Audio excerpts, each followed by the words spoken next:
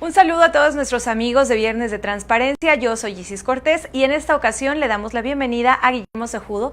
Él es profesor e investigador del CIDE. Bienvenido. Muchas gracias, muy contento de estar. Antes de entrar ya propiamente en el tema de la entrevista, siempre me gusta como recapitular para ver si hemos aprendido bien los aspectos generales sobre los ejercicios de gobierno abierto. Últimamente hemos escuchado mucho, en Veracruz se han hecho diferentes acciones al respecto, pero en un concepto más general, ¿qué son los ejercicios de gobierno abierto? Yo los definiría de la siguiente manera. Son algunos de los instrumentos con los cuales se busca promover la apertura gubernamental.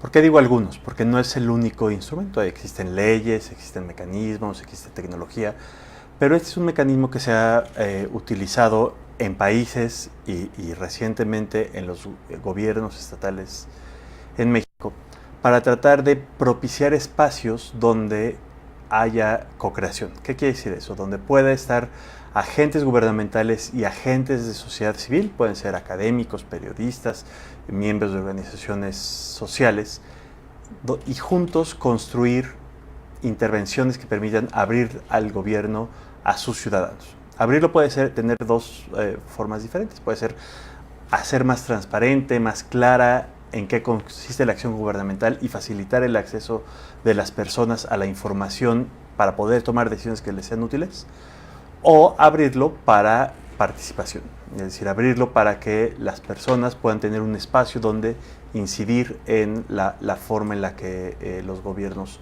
actúan cotidianamente. Estos ejercicios lo que buscan es crear esos entornos donde esto es posible, y entonces en México lo que ha ocurrido es que los órganos garantes de transparencia, los institutos de transparencia tienen un papel central, pues poniendo la mesa para que estos actores puedan sentarse, ofreciendo una metodología para que puedan reunirse y creando planes y mecanismos de monitoreo para ver que esto efectivamente ocurra. Y bueno, regularmente un concepto que se ha manejado mucho aquí es precisamente la proactividad de los ciudadanos, ¿no? Que para que este tipo de ejercicios funcionen, deben ser los ciudadanos quienes activamente participen.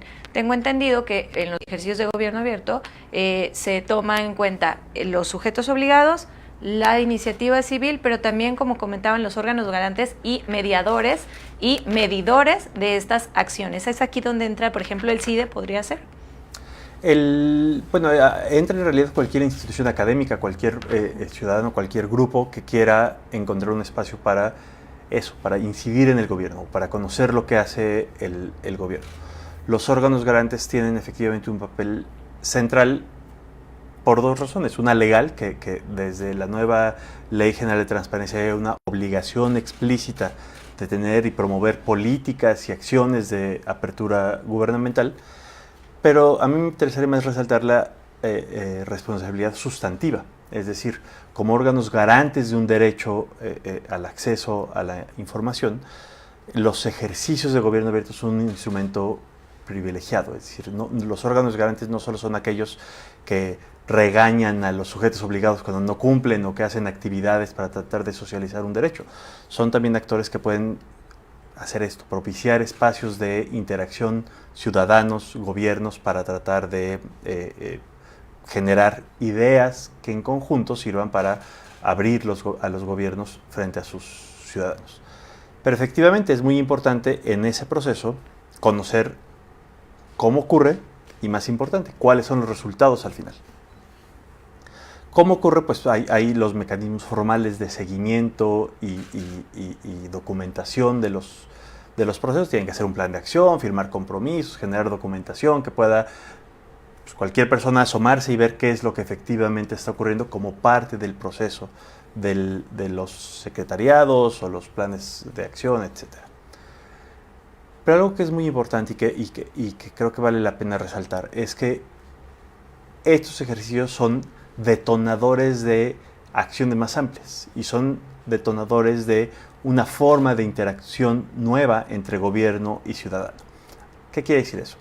Podríamos tener ejercicios de co-creación y de generar estos planes muy exitosos, pero si solo se acaban en esos compromisos y no transforman la manera en la que el ciudadano y los gobiernos interactúan, lo cierto es que no están cumpliendo su propósito.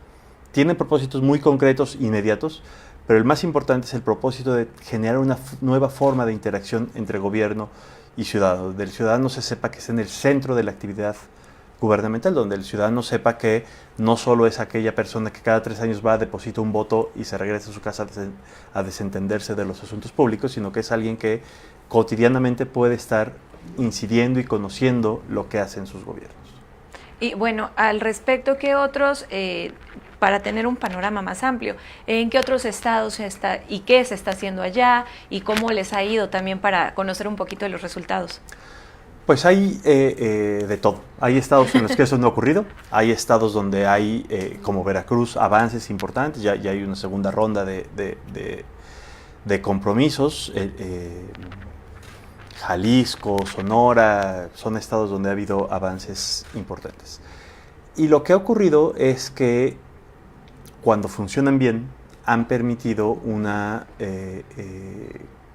generación de esta dinámica, donde de repente los investigadores, las organizaciones sociales, los estudiantes, ya ven un mecanismo en el cual pueden participar. Y ya ven un mecanismo que no solo otra vez por el compromiso concreto, por los propósitos específicos que están ocurriendo, sino que dicen, mira, hay una forma en la cual yo puedo incidir y participar.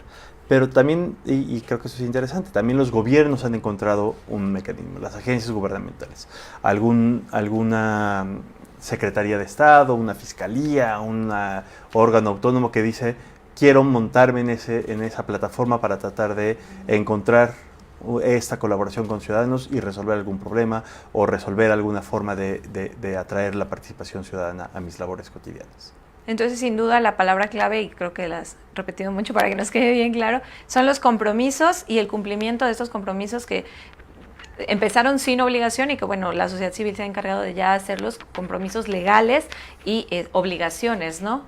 Pues creo que esa es una de las virtudes de estos ejercicios. A diferencia de muchos de los mandatos legales que en materia de transparencia se han generado, en lo cual pues la ley te fija una lista larga de atribuciones de los órganos garantes para vigilar, sancionar, corregir, etc. Y una lista larguísima de obligaciones para sujetos obligados de qué debe estar en los sitios, qué información debe estar cargado, cómo, en qué formato, cuántas columnas debe tener Excel, etc. Tiene esos sus propósitos, pero que es algo muy formalizado y muy en una lógica de obligación. Una de las virtudes de estos ejercicios es que tienen una lógica más de colaboración. No está definido todo, en realidad sí hay una ruta, hay un modelo, hay ciertos tiempos, pero lo cierto es que la forma de participación y la interacción cotidiana que se da entre una oficina pública y una contraparte de sociedad civil, pues puede tomar formas diferentes y puede llevar a resultados diferentes, porque no se trata de encauzar todo a un modelo único como si ya supiéramos exactamente cómo tienen que resolverse todo, sino al contrario, dejar espacios para la innovación, para imaginar salidas tecnológicas o no tecnológicas que puedan resolver problemas concretos, y ya, la institucionalización es algo que viene efectivamente después. Primero ideas, primero creas y luego ya le das forma institucional. Y bueno, es así como llegas a Veracruz, precisamente a los ejercicios de medición de este segundo plan de acción de los ejercicios de gobierno abierto. Exactamente.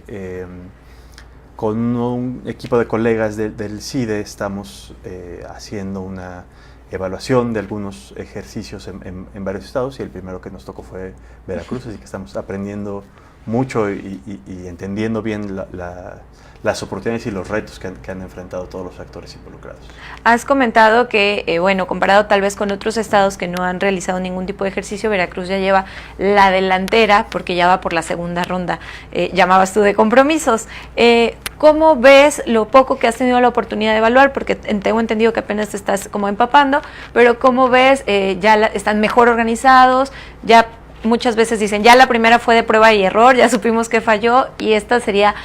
La gente esperaría que fuera incluso más rápido. ¿Esto es posible? ¿Eso es lo que podemos esperar de un segundo plan de acción? Yo creo que los tiempos no son necesariamente uno de los criterios clave. De hecho, por lo que entendí, incluso se ha pensado en darse más tiempo. Pensar que los compromisos no tienen que ser cubiertos en un año y luego ser sustituidos, sino que podría incluso pensarse en un horizonte temporal más largo. Es decir, la velocidad no necesariamente es una virtud en estos casos. Creo que sí es mucho más importante consolidar y darle cierta institucionalización a las decisiones, a los compromisos y a las cosas que funcionan. Eso también es muy importante. No creo que el modelo de estos ejercicios considera que no todos van a funcionar a la perfección, y creo que es una virtud.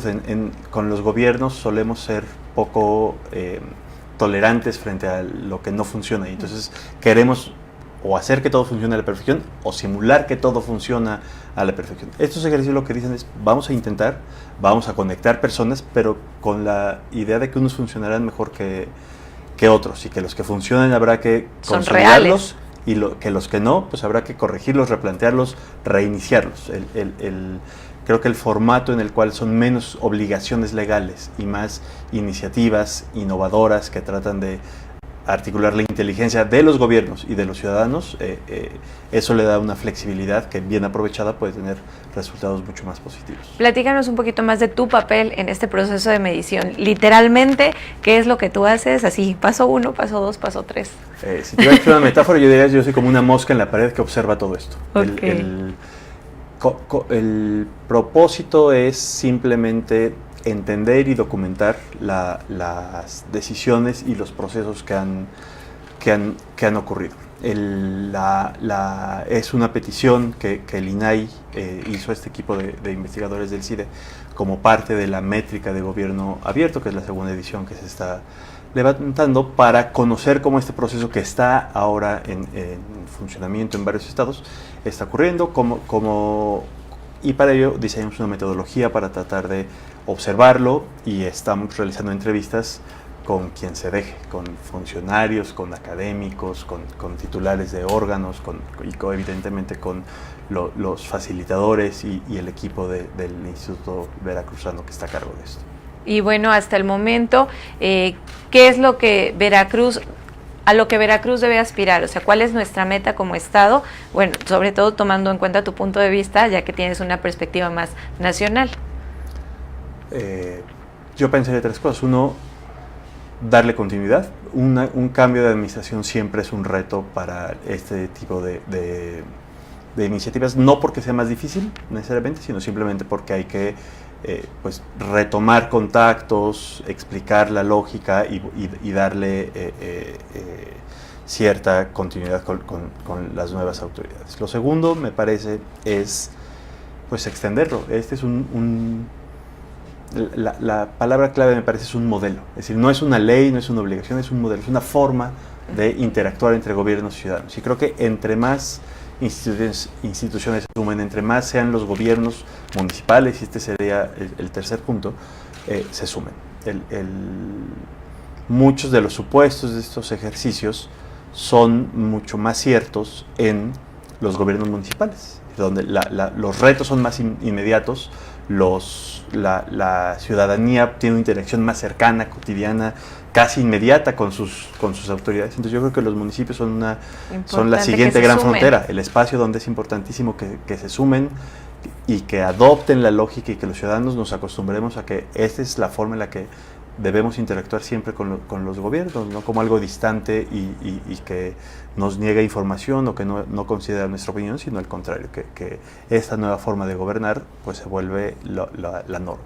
Qué importante este último punto que dices, porque realmente así es, ¿no? El municipio es el primer contacto, el primer recaudador, los conocen muchas veces en los municipios pequeños, sabes perfectamente quién es el presidente, el secretario, los regidores, y entonces eso podría generar una mayor confianza, tal vez, en este tipo de ejercicios de participación. Sin embargo, al menos yo tengo entendido que son los sujetos obligados que menos participan directamente, si bien, por ejemplo, el ORFIS ha realizado ejercicios que los incluyen, la iniciativa no ha salido propiamente de ellos. ¿Esto se repite en otros estados de la República? Y creo que hay 2 razones. Una es que el modelo de ejercicio se impulsó desde el INAI primero con los gobiernos estatales, es decir, por ahí se está empezando. Supongo que esperando que sean esos los replicadores que lo lleven a los municipios. Pero lo segundo es que también es cierto que en la mayor parte de los municipios las capacidades institucionales para desarrollar este tipo de cosas no están tan implantadas. Es algo que tiene que empezar a construirse deliberadamente y que los horizontes temporales y las presiones financieras a veces parecieran que estos temas quedan relegados al final. Yo creo que al contrario, como dices, para recuperar confianza, para facilitar la interacción con sus ciudadanos, los gobiernos tendrían que tener esto como una de sus prioridades e impulsarlo y darle sustancia a esta idea genérica de gobierno abierto. Y bueno, la misma pregunta, pero al revés.